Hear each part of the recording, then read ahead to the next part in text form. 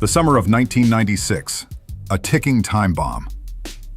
By the summer of 1996, Michael Jordan wasn't just back, he was back on fire. After a brief and bizarre detour to chase his late father's dream of seeing him on a baseball diamond, Jordan returned to the NBA with a vengeance.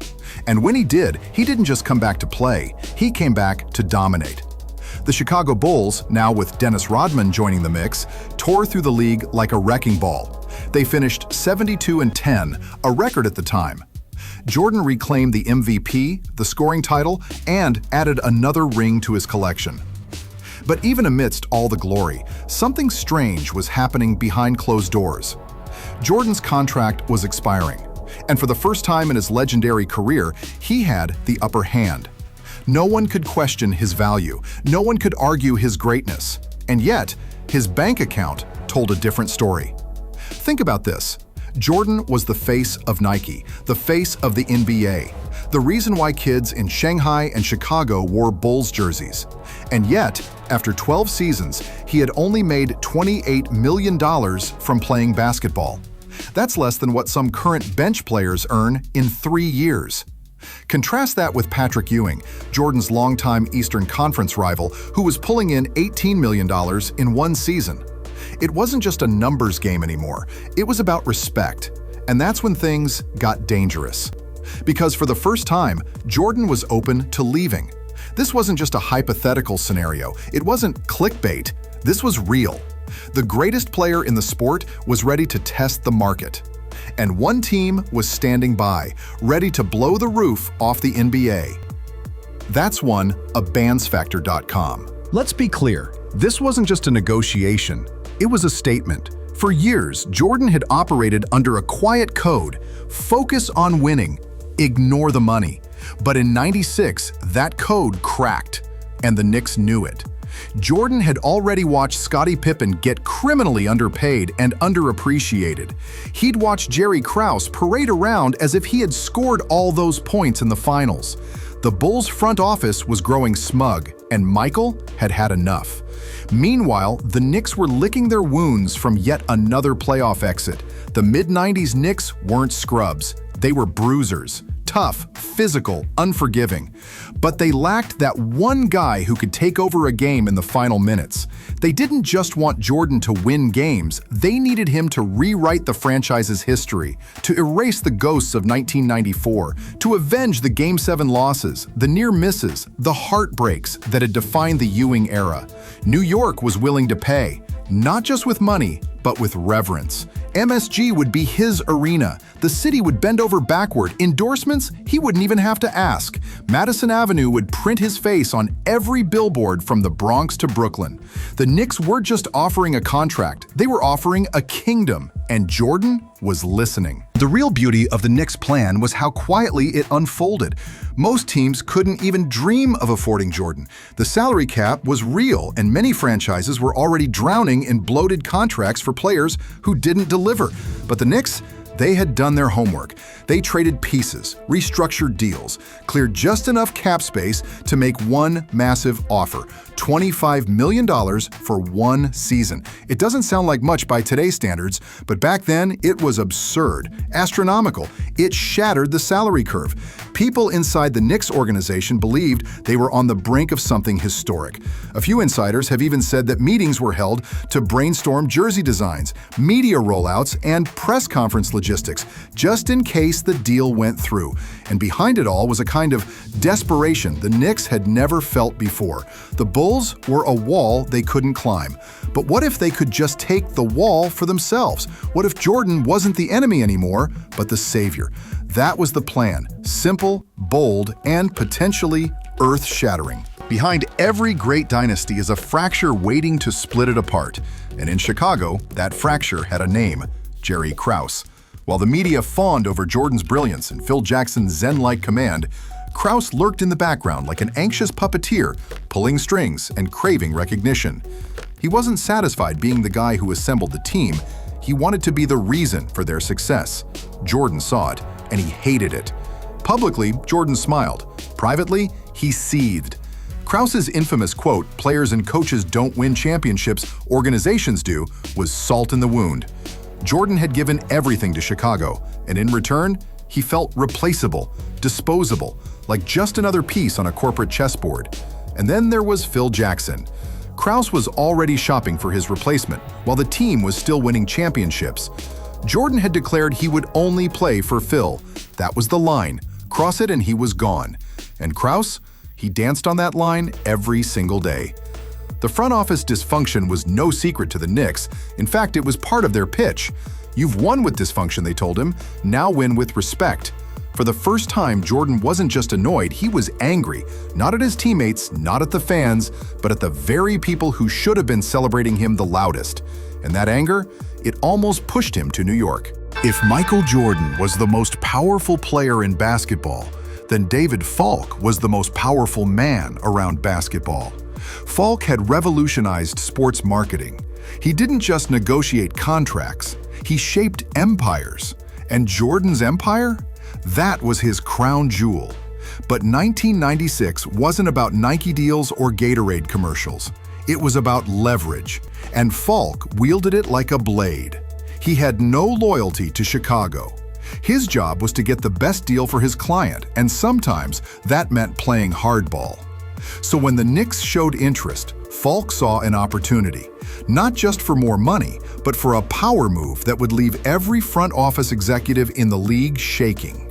He called Jerry Reinsdorf, the Bulls owner, with a simple message: "You've got 1 hour. 1 hour to top New York's offer, or Jordan walks." It was a move only Falk could pull off. Ruthless, calculated, and brilliant. The truth? Falk may have never wanted Jordan to leave, but he wanted Chicago to think he would. He wanted them to feel the fear of losing their king.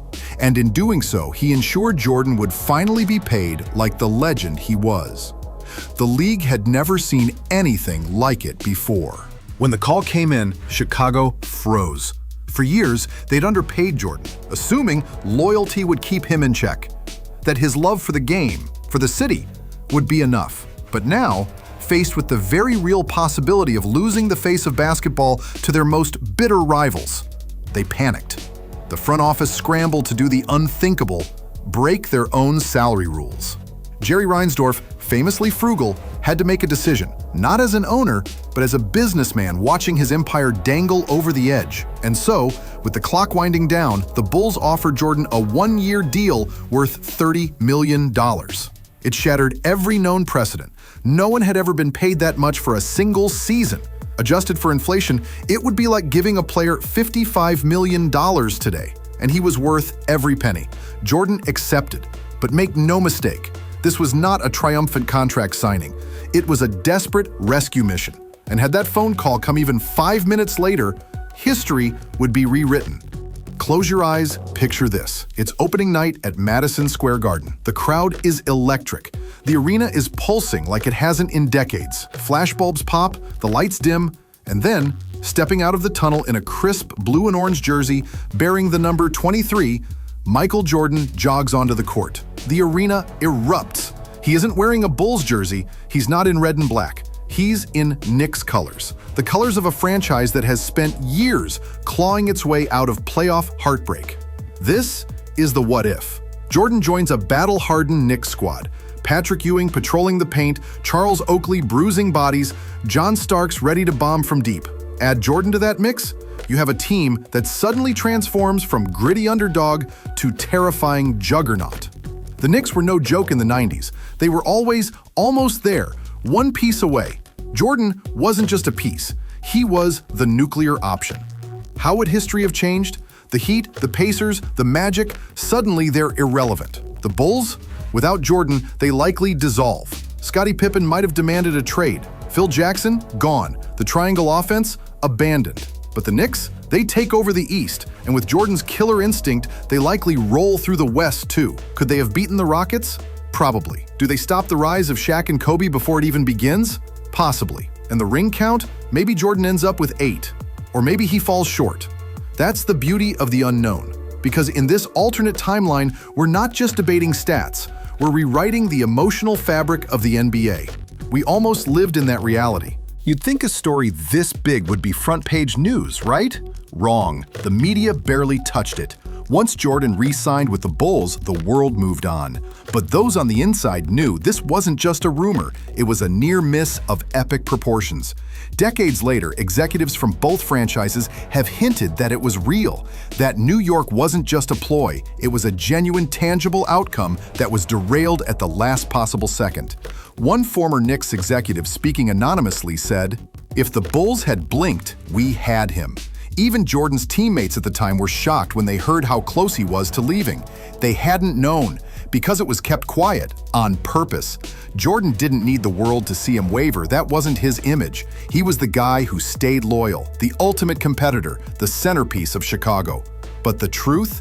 The truth is more complicated, and when Jordan was asked years later about the offer, he didn't deny it, he just smiled. A knowing, devilish grin that said everything without saying a word. And in that silence, fans and historians alike found their answer. In the end, Jordan stayed in Chicago. But the reasons weren't as simple as loyalty or legacy. It came down to control. Jordan didn't want to leave on their terms. He wanted to prove that he could win again, despite the dysfunction. That he didn't need to run to New York for validation. But the tension never left. He stayed for Phil, for Scottie, for the shot at revenge against those who underestimated him. He stayed because walking away would have handed Krause a win. And Jordan didn't do losing. But don't mistake that for satisfaction, because every decision he made came with a price. Had he gone to New York, the weight of history would have shifted. But staying in Chicago, that meant enduring every insult, every slight, every bureaucratic insult from a front office that didn't understand what it had. Jordan stayed because it was unfinished business, and the rings, they were proof. But the Knicks' offer? It haunted the league, because for one summer, the greatest player in basketball history considered jumping ship, not because he had to, because he could. 60 minutes. That's how long the Bulls had to keep the universe from imploding. 1 hour to decide whether the most iconic athlete of the 20th century would remain a Chicago Bull or become the crown jewel of Madison Square Garden. It wasn't just about money. It was about pride, ego, control, frustration, respect. Jordan had all the leverage, and for once, he used it. This wasn't just a contract negotiation, it was a cultural shift. A seismic moment in NBA history that played out quietly until it didn't. And today, it remains one of the biggest what-ifs in sports. What if Jordan had taken the Knicks' offer? What if the Bulls had hesitated? What if the greatest dynasty of the modern era had ended in silence, not celebration?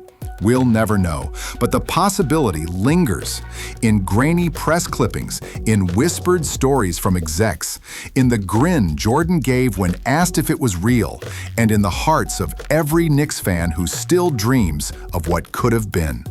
So we'll ask you one last time, would Michael Jordan still be the GOAT if he wore a Knicks jersey?